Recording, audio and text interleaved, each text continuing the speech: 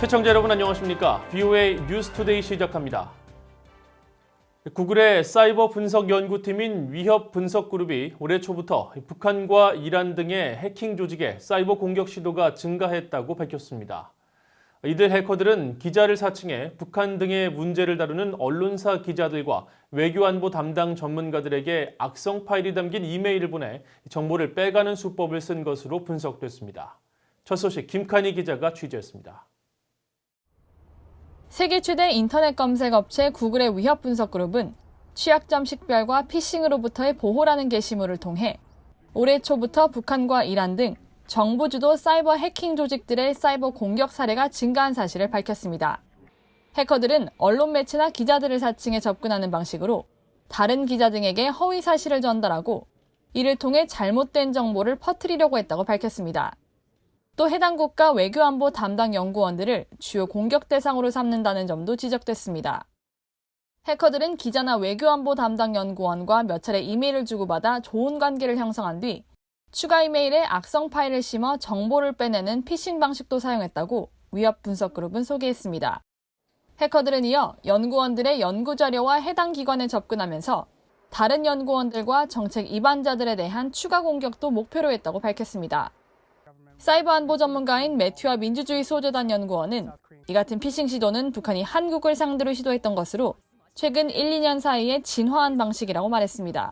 I think is what is evolving, which shows that they have advanced language capability and as well as like better understanding of who their victims, how they might respond to these sort of hoax emails. 매튜아 연구원은 그러면서 수법은 지난달 유엔 식량농업기구 FAO 평양 사무소 부대표 계정을 해킹한 뒤 VOA의 신종 코로나 바이러스와 관련된 북한의 허위 정보를 전달했던 사례와 비슷하다고 지적했습니다. 구글 산하 위협 분석 그룹은 이 같은 해커들의 주요 공격 대상은 북한 문제를 담당하는 사람들이라면서 관련 이메일 등에 대한 각별한 주의를 강조했습니다. VOA 뉴스 김칸입니다. 북한의 주요 석탄 수출 항구에서 이 선박 상당수가 운항하지 못한 채 발이 묶여 있는 모습이 위성사진을 통해 확인됐습니다.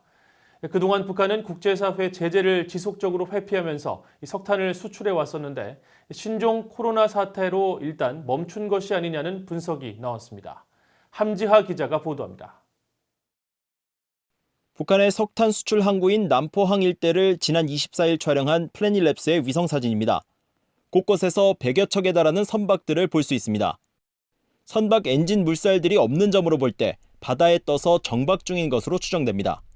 3월에 촬영된 다른 날짜의 위성사진들에도 이들 선박들은 한 지점에 머물러 있는 모습이 확인됩니다. 선박 운항 중단이 며칠째 이뤄지고 있다는 의미입니다. 지난해 사진과 비교해보면 선박의 수는 크게 늘었습니다. 영국의 민간단체인 합동군사연구소 루시는 26일 발표한 보고서를 통해 이 같은 현상을 신종 코로나 바이러스 사태의 여파로 분석했습니다. 해외에서 활동하던 선박들이 모항인 북한 남포로 되돌아와 운항을 중단했다는 겁니다. 보고서는 지난달 2일 남포 일대에서 발견된 선박이 50척이었지만 같은 달 14일에는 109척, 그리고 3월 9일에는 132척으로 늘었다고 지적했습니다.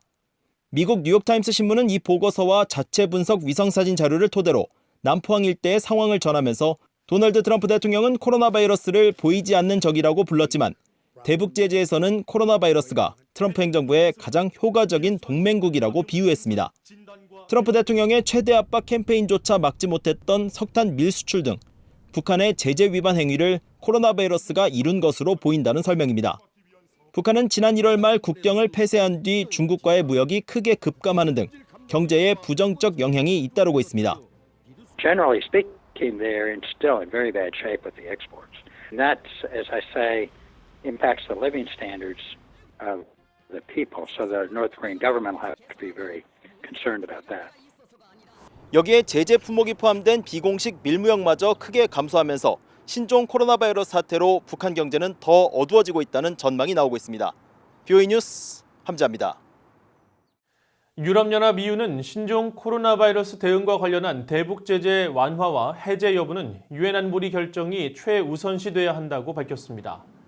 유럽연합 EU 외교안보 담당 대변인은 코로나 대응을 위해 대북 제재를 완화해야 한다는 유엔 인권 최고대표 등의 주장에 대한 VOA의 논평 요청에 이같이 밝혔습니다.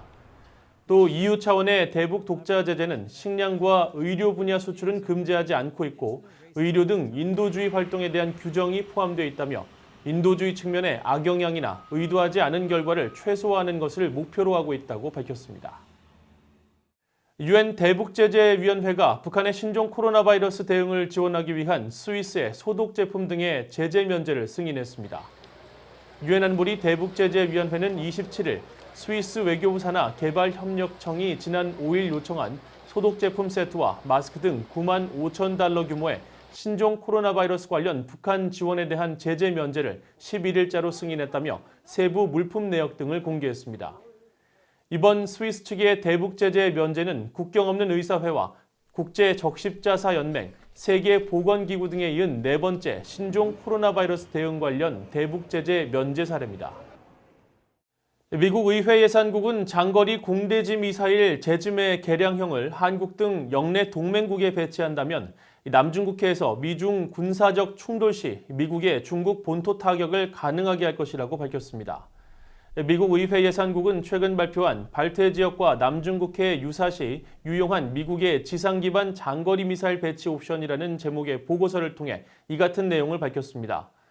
보고서는 또 한국과 일본이 미국 해군의 지함 대공 미사일인 스탠더드 미사일 6을 발사할 수 있는 기지 사용을 허용한다면 남중국해 유사시 미국은 중국의 단거리 탄도미사일을 장거리에서 파괴할 수 있게 할 뿐 아니라 이런 기지가 있는 국가들에 대한 미국의 방어도 확신할 수 있게 될 것이라고 분석했습니다. 이상으로 VOA 뉴스투데이를 마칩니다. 시청해주신 여러분 고맙습니다.